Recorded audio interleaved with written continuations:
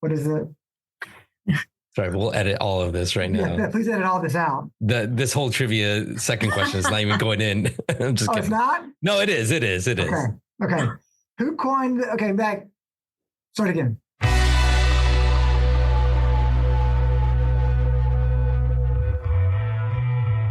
Welcome to Crime News Insider. This is Jorge Del Portillo, and with me as always is Lori Hoff. Lori, how are you doing? Hello. It's been so long. I know. And now we're going to do a podcast like every year because we're both so busy. I know. We are back. It's been quite a few months since we did a podcast episode, but I'm excited to resume the podcast and looking forward to it. Me too.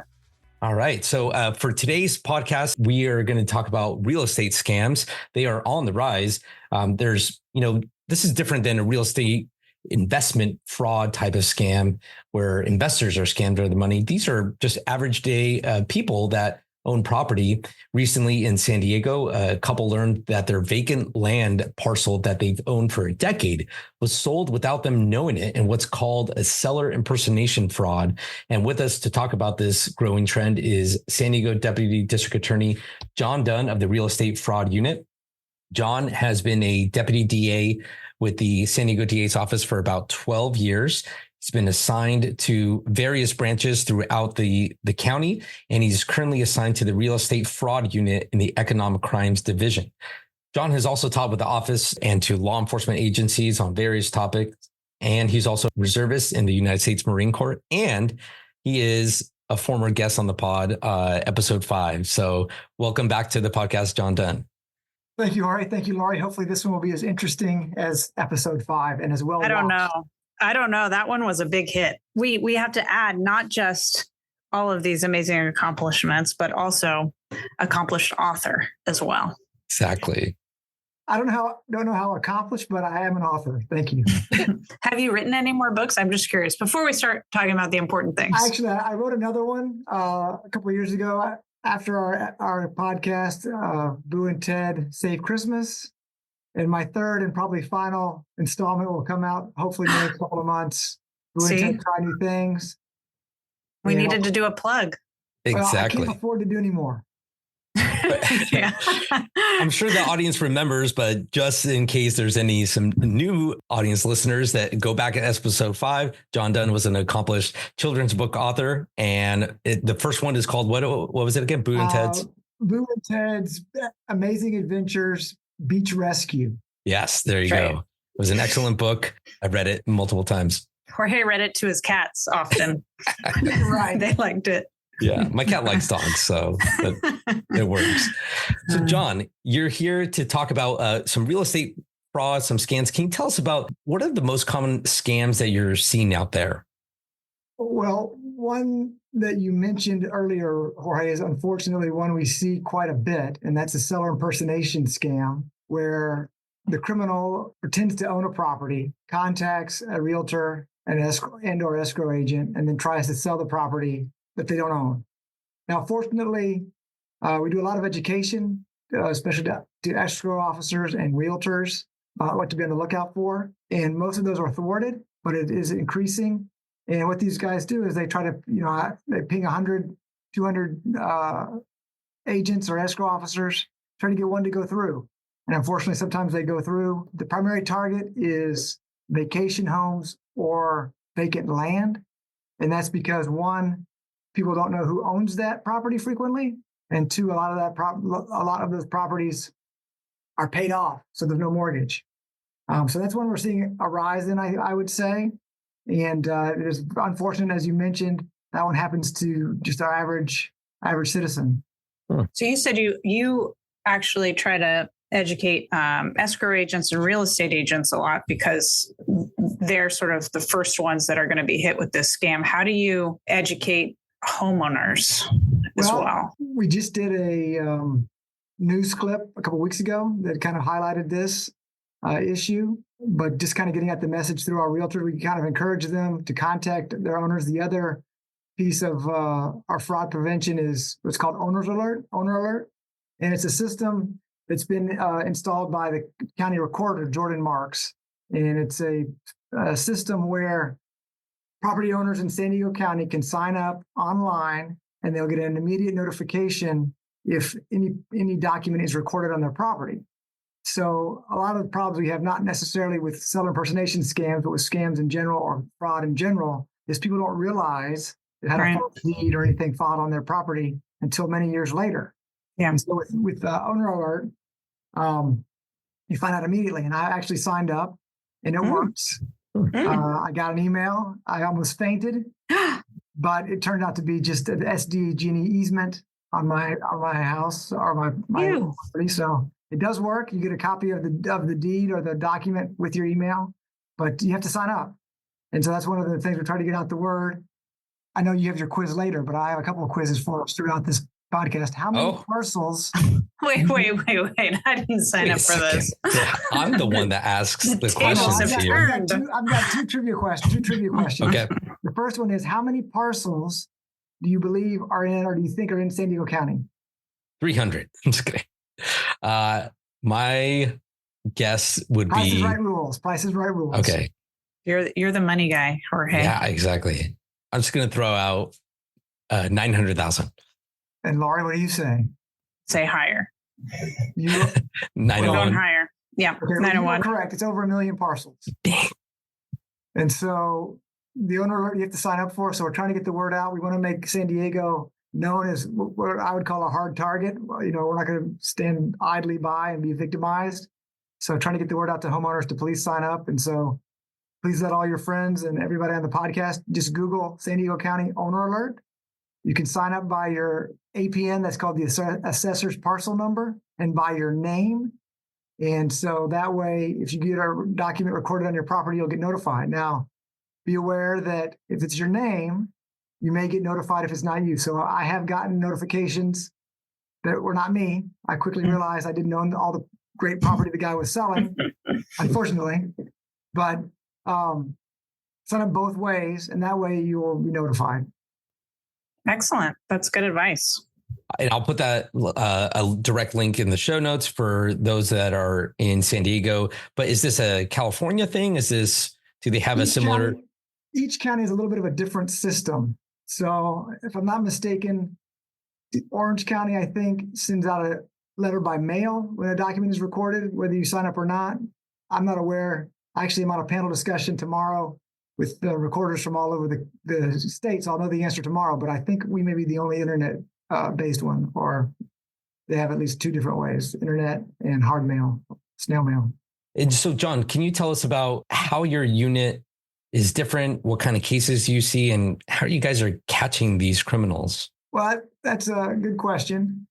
And I didn't even know before I got a call to see if I would come over to this unit. I didn't even know we existed.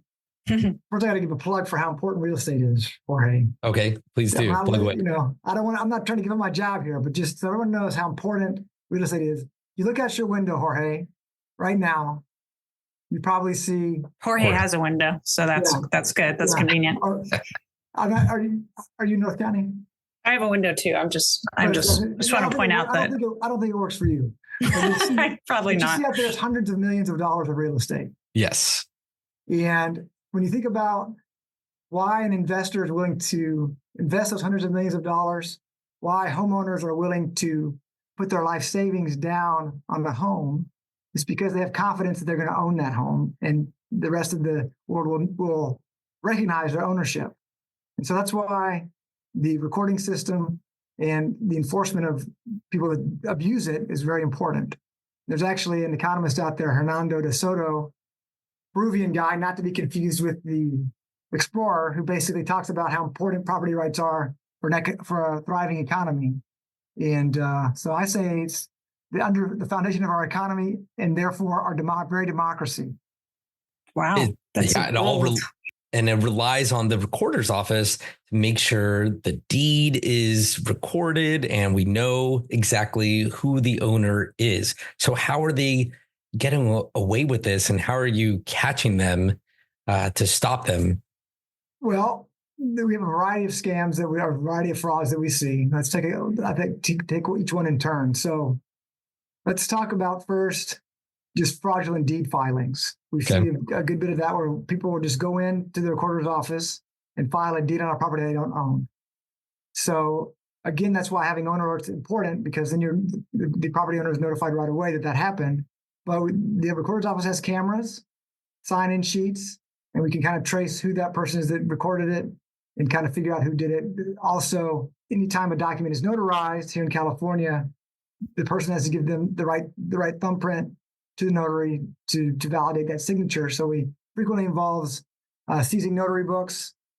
We have our own fingerprint analyst here at the DA's office who then examine those to see if it's the rightful owner or not, or if it's a forgery. And we kind of go from there. In other scams, for example, I had one recently where it was a business email compromise related to real estate, and there's a fraudulent transaction for the wiring of the funds. Somebody convinced the escrow officer to wire the funds to the wrong account. So in that instance, we do what's called a 532 order. We get all the escrow documents. That will give us the bank account where the money was sent. We'll follow that up with warrants on that bank account, and then usually it all kind of waterfalls from there. Because the bank account will have phone numbers associated with the account, usually emails, and that's how we try to identify our bad actors.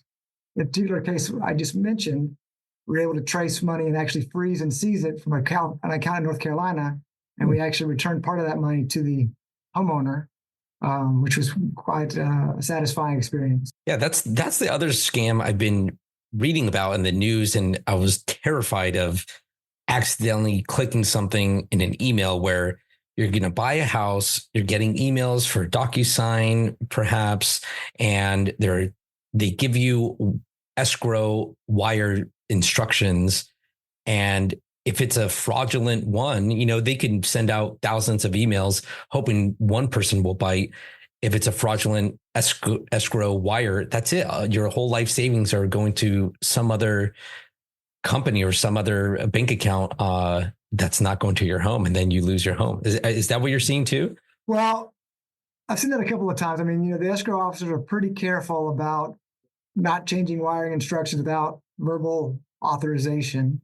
That's why if you've been involved in a home loan recently, most of the banners at the bottom will say, "Do not change your wiring instructions over email. We will not ask you to do that over email." Well, that's good. They try to avoid that, but it can't happen. In the particular case that we had, the criminals were pretty clever at how they did it. They kind of inserted the fake email as a CC on the CC line, and then the escrow officer I don't think she realized exactly how she got the information initially, and then she called to verbally verify it, and it just was not the right person.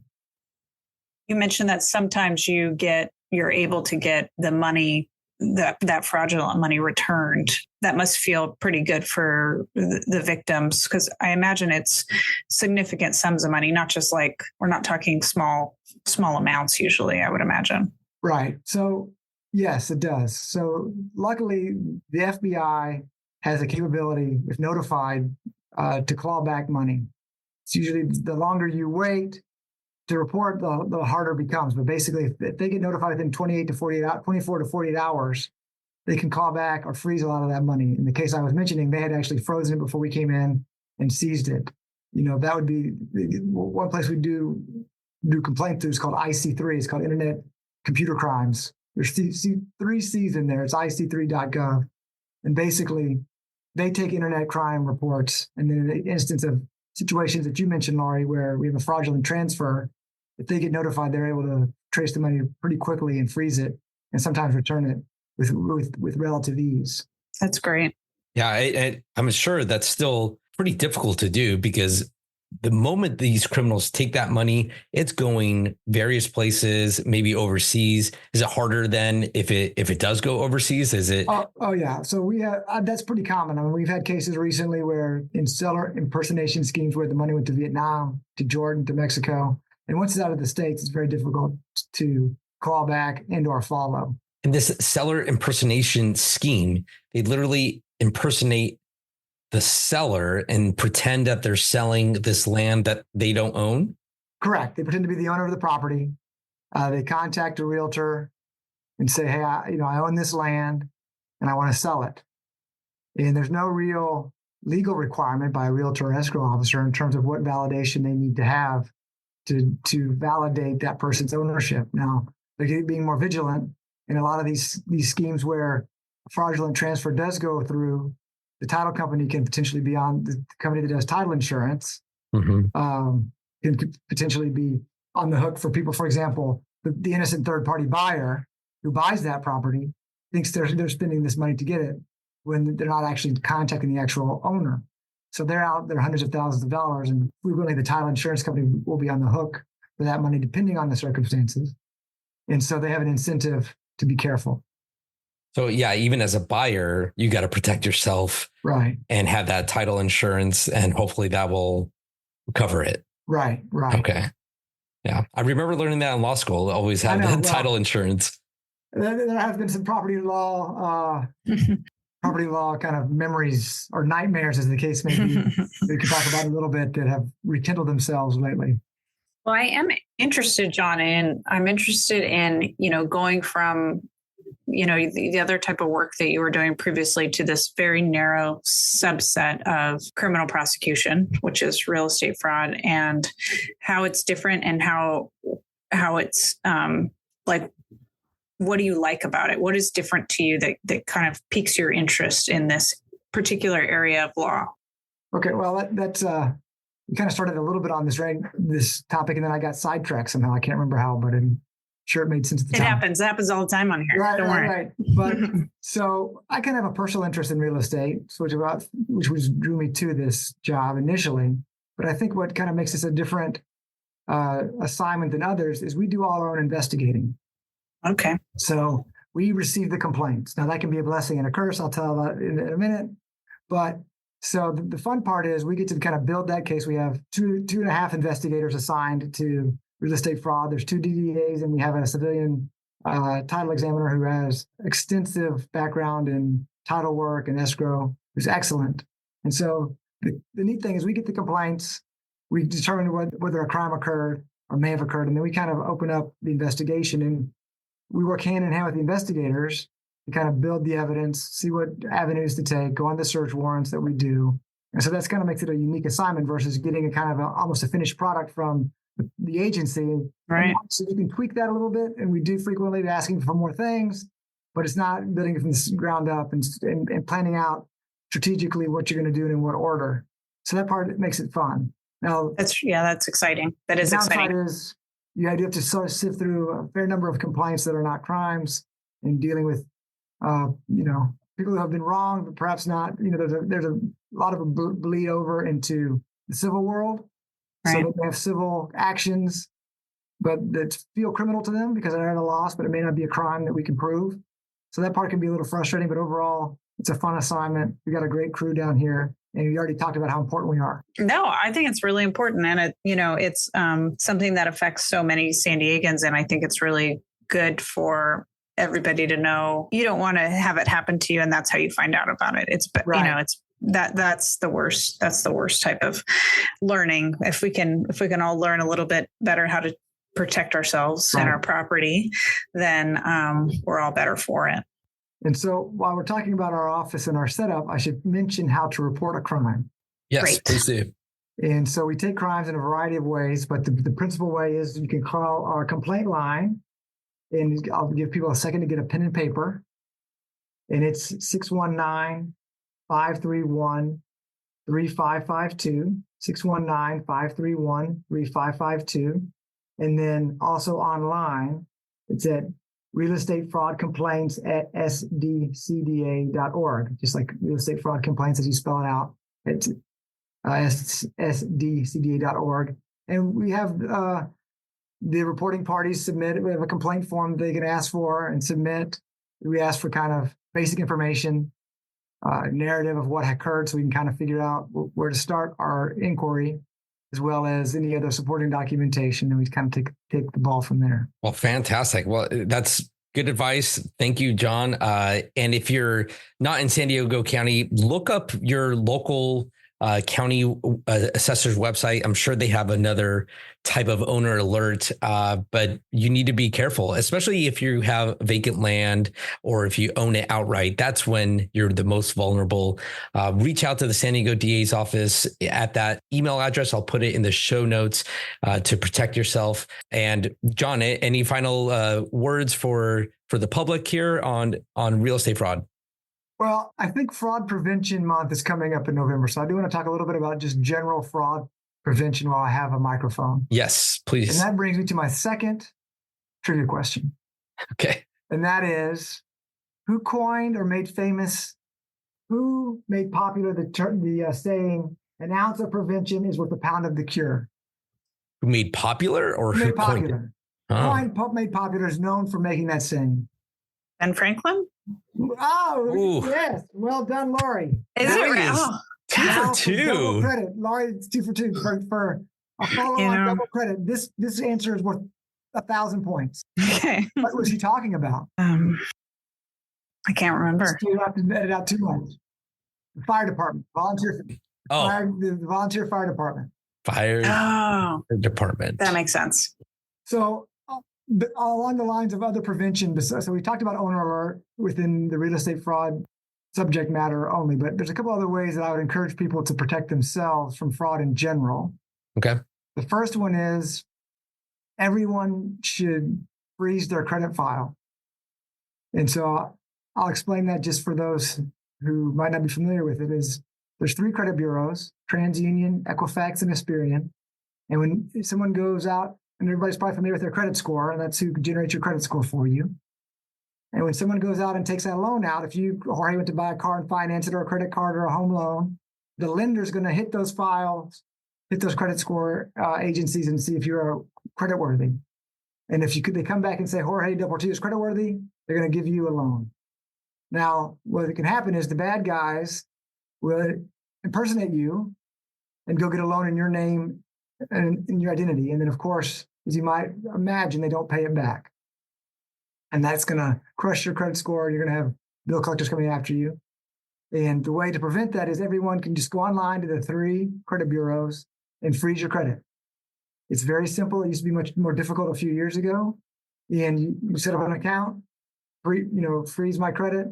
And each bureau is basically the same. And if you actually need to go get a loan, you just go back into your website on your account and unfreeze it. Oh. So I recommend everyone do that. That's a simple one. The other thing is, and this is unfortunately something that I've seen a lot more of that maybe you have as well, are these scams preying on the elderly where they impersonate a grandson or a child in distress. Yes. Yes. And so we actually had a family friend whose father fell for one of these not long ago, where basically the scammers called impersonating his grandson and said, I need $5,000. Put it in an envelope outside your door and we'll come pick it up. And that's what he did. And of course, I'm sure he was scared. He didn't know what else to do. And of course, the caller says, do not tell my parents because I don't want to get in trouble. So what we recommend everyone doing is having a password with their loved ones to say, hey, look, in the unlikely event I call you in distress and need help, ask for the password and make up your own unique password. And that way you have some knowledge that the emergency is real. They're not pretending to be you or the grandchildren, because they'll pretend that they've kidnapped your child or grandchild and need ransom. Pretend that the grandchild has gotten arrested or the child has gotten arrested and needs bail money immediately or things like that. So unfortunately, that's the world we live in. But that is a couple of the precautions you can take. I like that. Secret family password. I'm all about. Now, of course, I did it with my mother, and she can never remember the password. So, just remember. And then you're going to get a call, and that's going to be the new scam. Oh, I forgot our password. What's the password? Right. Someone with AI impersonating your grandma.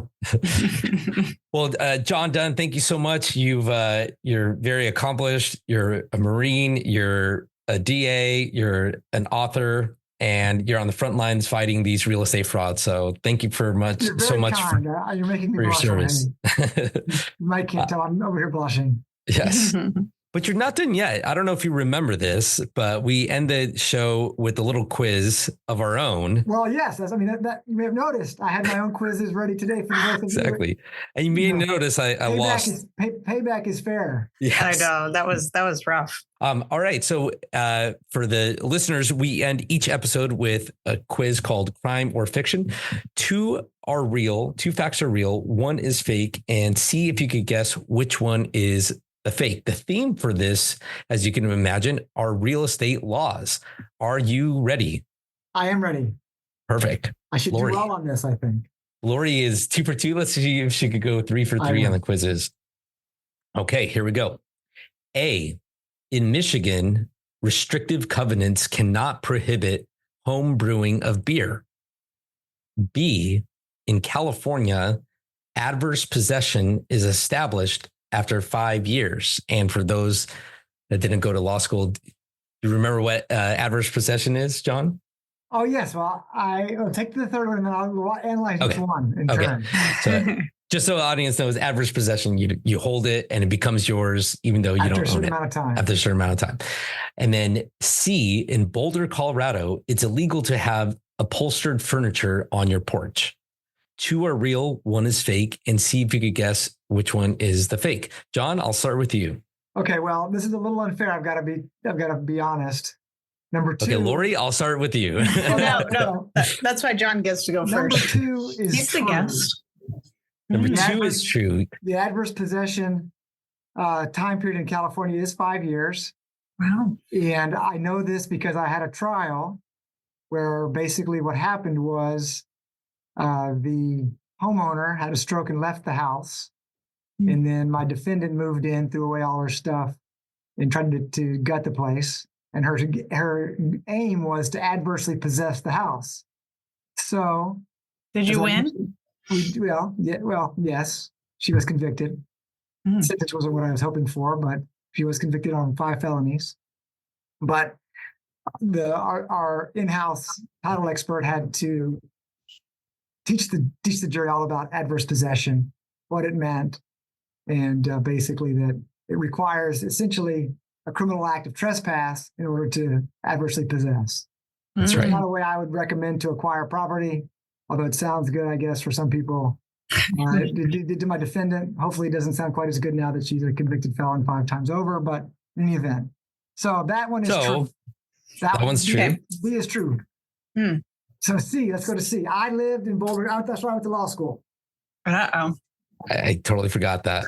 I am not as confident about that being true or false as I am about adverse possession. But I will say Boulder does have a lot of interesting rules. And one of which involves, keeping furniture outside. Oh. What I can't say is whether or not I'd be surprised if you could have, what does it say? Upholstered furniture. Upholstered furniture on your porch. So you can have unupholstered furniture would be, but not upholstered. Yeah, or basically the heart of this is furniture not manufactured for outdoor use on your porch. Okay. Well, if that's how we're interpreting that, I would say that's true as well. Okay, so A is your answer in Michigan. So A is my answer. Okay. Final answer. You're locked in. Lori? Gosh, I see. Originally, I was going to go for sure Colorado, upholstered furniture, but we have some inside scoop on that. Well, I did caveat a lot on that one. I know. I surely hope after all this, I'm probably going to right about B. I'm going to go ahead and move on. Well, I'm gonna go with you, John, and you might be taking me down a bad road, but I'm gonna go with you on A, that home brewing is false. Okay, so that means you both agree B, in California, adverse possession is established after 5 years. You both think this is a law on the books, and this is a law on the books. Okay. Maybe they changed it. There, Jorge. I know. I was gonna do 20 years, but no. California Civil or CCP. What does CCP stand for? Civil procedure. Oh, okay. Code of Civil Procedure. Okay, Code of Civil Procedure. CCP 325B, no case in no case shall adverse possession be considered established. And then it says, unless you do all the adverse possession stuff, open and notorious, and you have it for a period of 5 years during which the land has been occupied and claimed. So good job for both of you. Well, I would hope I got that one. Yes. Let's go to C. You were so confident. In Boulder, Colorado. I got that one a good bit. You said, I live there. I know all the laws there. Okay, Those are your words. Those are your words. I'm confident. In Boulder, Colorado, it's illegal to have upholstered furniture on your porch. You both think this is a law on the books, and this one is a law on the books. Good job. Wow. Yes. Ordinance 5. It's Ordinance 5-4-16. No person shall keep any upholstered furniture not manufactured for outdoor use in any front yard, side yard, rear yard, or porch. Look at that. And no couches. No couches. You know, a lot of the fraternities, John Dunn had all these couches. I never got a ticket for that. I will tell you. That's because that law came into effect after you. I caused it. In Boulder, it's known as the John Dunn rule. This is the John Dunn, Colorado law. You know, a lot of college towns actually have this in other states. You know, a lot of people just want to put their couch outside. That means in Michigan, restrictive covenants cannot prohibit home brewing. Maybe they can. I just made that up. I don't know. But you both did an excellent job. Good job, both of you. Thanks. You won. I lost. Oh, so fun. I really missed this. Yeah. Yes. We should do back. it. We're back. We are back. I don't. You guys didn't seem to miss a beat. I thought you know. Well, Jorge is going to have to do a lot of editing on this one. I'm not going to lie, but anytime John's on the podcast, it's a lot of editing. It's like a good court reporter. All the ahs and ums somehow magically disappear. Exactly. Well, John Dunn, thank you so much for coming on the podcast. Everyone out there, please look at the show notes. You could go online and protect yourself, sign up for that owner alert, find out your local laws that might help you in this scam. Share this with a friend. Episode 14, we talked about elder abuse scams, and you could go back to that, similar to what John was talking about here. We have over 10,000 downloads despite our little hiatus. So thank you to everyone who's been listening. We really appreciate you. Feel free to contact us where you can find us on social media and reach out to a friend and let them know about the podcast. Lori, it's always a pleasure to see you. Thank you so much for joining me on the podcast. You too. It was a pleasure. All right. And until next time, this is the Crime News Insider Podcast.